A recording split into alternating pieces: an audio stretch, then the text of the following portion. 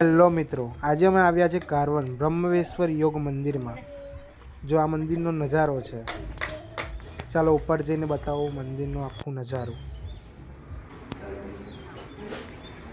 મંદિરની વાત કરીએ ને બોસ, તો એક નંબર મંદિર છે, એકદમ શાંતિ. અને આના નીચે એક ગર્ભગૃહ છે જ્યાં બ્રહ્મલોક અને વિષ્ણુલોકની વાત છે.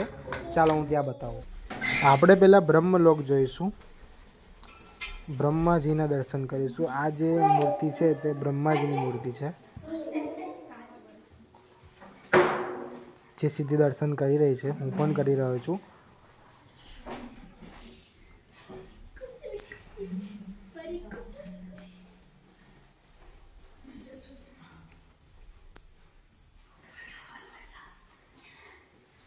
હવે મિત્રો આપણે જઈશું વિષ્ણુ લોકમાં, જે આનાથી નીચેના ભાગમાં છે. અહીંયા વિષ્ણુ ભગવાનની મૂર્તિ સ્થાપિત કરેલી છે.